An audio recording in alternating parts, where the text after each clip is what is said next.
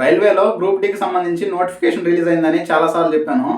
వీటికి సంబంధించి age limit అంతా, ఎగ్జామ్ ప్యాటర్న్ ఎలా ఉంటుంది, ఆన్లైన్ అప్లికేషన్ లింక్ ఎప్పుడు స్టార్ట్ అవుద్ది, లాస్ట్ డేట్ ఎప్పుడు, దాని ప్రాసెస్ ఎలా ఉంటుంది అనేది మొత్తం ఈ వీడియోలో డిస్కస్ చేద్దాం. ఈ వీడియో కొంచెం లేట్గా చేయడానికి కారణం కూడా ఉంది. దీనికి క్వాలిఫికేషన్ సంబంధించి 10th పెట్టాలా, ఐటీఐ పెట్టాలని రైల్వే డిపార్ట్మెంట్ మొన్నటిదాకా కూడా కొంచెం తర్జన భర్జనగా ఉంది. ఎట్టకేలకు కన్ఫర్మ్ చేసింది. మొత్తం కన్ఫర్మ్ అయిన తర్వాత వీడియో చేద్దాం, మధ్య మధ్యలో వద్దు అని కొంచెం లేట్గా చేస్తున్నాను. ఇక్కడ వచ్చేసి మనకి గ్రూప్ డీకి సంబంధించి నోటిఫికేషన్ రిలీజ్ అయింది. మొత్తానికి టోటల్ పోస్టులు వచ్చేసి 32,438 పోస్టులు ఉన్నాయి. ఓకేనా, 32,438 పోస్టులు ఉన్నాయి. ఇవి ఫ్యూచర్లో ఇంక్రీజ్ అవ్వచ్చు, ఎగ్జాక్ట్గా కాదు. రైల్వేలో ఎగ్జామ్ అయిపోయిన తర్వాత లిస్ట్ తీసుకునేటప్పుడు కూడా అప్పుడప్పుడు వేకెన్సీస్ ఇంక్రీజ్ చేసి తర్వాత తీసుకుంటారు. సో అదైతే దృష్టిలో పెట్టుకోకుండా ప్రజెంట్ అయితే 32,438 ఉన్నాయి. ఓకేనా, ఆన్లైన్ అప్లికేషన్ ఎప్పటి స్టార్ట్ అవుద్ది? సో 23/1/2025 నుంచి ఆన్లైన్ అప్లికేషన్ స్టార్ట్ అవుద్ది. జనవరి 23 నుంచి స్టార్ట్ అవుద్ది. మీరైతే అప్పటి నుంచి మీకు తెలిస్తే మొబైల్లో చేసుకోవచ్చు, లేకపోతే ఇంటర్నెట్ సెంటర్కి వెళ్ళి డాక్యుమెంట్స్ అన్నీ తీసుకెళ్ళామంటే వాళ్ళు అప్లై చేసిస్తారు. ఫీజు వచ్చేసి 100-150 రూపాయలు తీసుకుంటారు. మీరు వచ్చేసి తెలియకపోతే నెట్ సెంటర్కి వెళ్ళి చేయించుకోవడం మంచిది. తర్వాత దీనికి లాస్ట్ డేట్ ఉంది. లాస్ట్ డేట్ అంటే 22 ఫిబ్రవరి 2025. అంటే ఈ డేట్ లోపు మీరైతే ఆన్లైన్ అప్లికేషన్ ఫిల్ చేయాలి. దాని తర్వాత నేను ఆన్లైన్ అప్లికేషన్ ఫిల్ చేస్తానంటే కుదరదు, ఆర్ఆర్బి సైట్ తీసుకోదు. మీరు ఇప్పటిలోపే అప్లికేషన్ అయితే ఫిల్ చేసుకోవాలి. తర్వాత దీనికి ఏజ్ లిమిట్ ఎంత ఉంది? ఏజ్ లిమిట్ అంటే మినిమం 18 సంవత్సరాల నుంచి మ్యాక్సిమం 36 సంవత్సరాలు. ఇది ఓపెన్ కేటగిరీ కండి. ఓపెన్ అంటే ఓసీ వాళ్ళు ఉంటారు కదా, ఓసీ ఓపెన్ కేటగిరీ. ఓసీ వాళ్ళకి 36 సంవత్సరాల దాకా ఎలిజిబుల్ ఉంటుంది. మినిమం కంప్లీట్ అంటే 18 రన్నింగ్లో ఉండొచ్చా అని చాలామంది అడుగుతున్నారు. లేదండి, 18 కంపల్సరీ కంప్లీట్ అయి ఉండాలి. 18 దాటిన తర్వాత 36 సంవత్సరాల లోపు తీసుకుంటారు. ఇది ఓసీ వాళ్ళకి.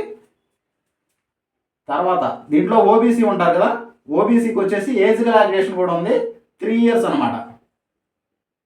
సో ఎస్సీ ఎస్టీ వీళ్ళకి వచ్చేసి 5 years ఉంటుంది. సో ఎస్సీ ఎస్టీ 5 years ఉంటుంది. తర్వాత పీడబ్ల్యూడి క్యాండిడేట్స్ ఉంటారు కదా, physically disability candidates, physically with disability candidates, వాళ్ళకైతే ఒక 10 years దాకా ఇస్తారు. వాళ్ళకి ఇంకా ఏజ్ రిలాక్సేషన్ కూడా ఉంటాయి మిగతా వాళ్ళకి. సో మ్యాక్సిమం అయితే ఇది 18 నుంచి 36 సంవత్సరాలు. ఓబీసీకి అయితే 3 years, ఎస్సీ ఎస్టీ వాళ్ళకి అయితే 5 years. అంటే వీళ్ళకి ఓబీసీ వాళ్ళకి 39 years దాకా ఛాన్స్ ఉంది. ఎస్సీ ఎస్టీ వాళ్ళకి అయితే 41 years దాకా ఛాన్స్ ఉంది. ఓకేనా, అది చూసుకోండి ఒకసారి. తర్వాత క్వాలిఫికేషన్ ఏంది అసలు? వీటికి క్వాలిఫికేషన్ ఏంది? క్వాలిఫికేషన్ వచ్చేసి మొన్నటిదాకా ఐటీఐ పెట్టాలని ఒక నానుడి అయితే ఉండింది. రైల్వే జాబ్స్కి వీటికి ఐటీఐ బాగుంటే బాగుంటుందని మొత్తం నిర్ణయించుకున్నారు. తర్వాత కోర్టులో కేసులు అయ్యి ఉండటం వల్ల మొత్తానికైతే 10th కానీ ఐటీఐ కానీ ఏదన్నా మీరు అప్లై చేసుకోవచ్చు అని కన్ఫర్మ్ చేశారు. ఐటీఐ ఉంటే ఐటీఐ మీద అప్లై చేయండి. ఐటీఐ లేని వాళ్ళు నాకు 10th మాత్రమే ఉందని 10th మీద అప్లై చేయొచ్చు. నువ్వు డిగ్రీ స్టూడెంట్ అయినా బీటెక్ స్టూడెంట్ అయినా 10th అయితే కంప్లీట్ చేస్తుంటావు కాబట్టి 10th మీద మీరు అప్లై చేయొచ్చు. ఓకేనా, అసలు ఈ ఎగ్జామ్ ప్రాసెస్ ఎలా ఉంటుంది? ఈ ఎగ్జామ్ ప్రాసెస్ వచ్చేసి ఫస్ట్ CBT 1 ఉంటుంది. CBT అంటే ఏంది?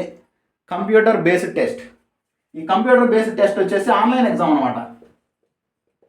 ఆన్లైన్ అంటే కంప్యూటర్లో మనం ఎగ్జామ్ రాయాల్సి ఉంటుంది. మీరు కనుక ఫస్ట్ టైం కానీ ఎగ్జామ్ రాస్తున్నారంటే ఇది కొంచెం ఇబ్బందికరంగా ఫీల్ అవుతారు. ఎందుకంటే కంప్యూటర్లో మామూలుగా పేపర్లు అయితే మామూలుగా ఆప్షన్ సరి చేయడమే కదా అని అనుకుంటారు.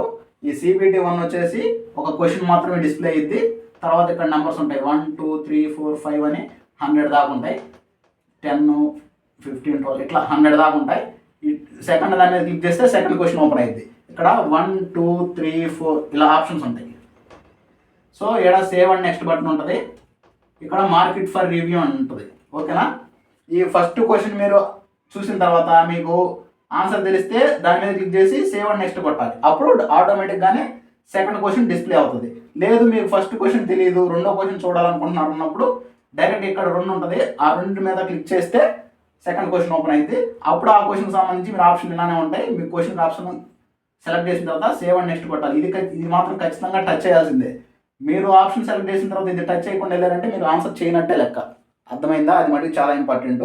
దాని గురించి పర్ఫెక్ట్గా సెపరేట్గా ఒక వీడియో చేద్దాం. ఓకే, ఆన్లైన్ CBT 1 అనమాట. తర్వాత PET అంటే ఫిజికల్లీ ఎఫిషియన్స్ టెస్ట్ అంటారు. దీనికి లేడీస్కి ఒక విధంగా, జెంట్స్కి ఒక విధంగా ఉంటుంది. జెంట్స్కి చూద్దాం. 1000 meters రన్నింగ్ ఉంటుంది. 1000 meters అంటే 1 kilometer. వీళ్ళు వచ్చేసి 14 minutes 15 secondsలో దాన్ని కంప్లీట్ చేయాల్సి ఉంటుంది. అది అయిపోయిన తర్వాత 35 kgs వెయిట్ మోయాల్సి ఉంటుంది. ఇది వచ్చేసి 100 మీటర్స్ దూరం మోయాలి విత్ ఇన్ 2 minutes అనమాట. 2 minutes టైం ఇస్తారు, కానీ మూట కింద పడకూడదు, నువ్వు కింద పడకూడదు, అది ఇంపార్టెంట్. ఫీమేల్ క్యాండిడేట్స్కి వచ్చేసి 1000 meters రన్నింగ్ ఉంటుంది. ఈ రన్నింగ్ వచ్చేసి 5 minutes 40 secondsలో కంప్లీట్ చేయాలి. తర్వాత 20 kg వెయిట్ ఉంటుంది. 20 kg అంటే ఇది కూడా 100 meters 2 minutes అనమాట. ఓకేనా? అంటే ఒక ఫస్ట్ అటెంప్ట్లో కింద పెట్టకుండా వెళ్ళిపోవాలి. మనం మోసే వెయిట్ కూడా కింద పెట్టకూడదు, మనం కింద పడకూడదు అనమాట. సో ఇది 2 minutes టైం ఉండదు కాబట్టి నాకు తెలిసి వాకింగ్ చేసి వెళ్ళినా కూడా సరిపోద్ది. మీరైతే వేస్ట్ చేసుకోవద్దు.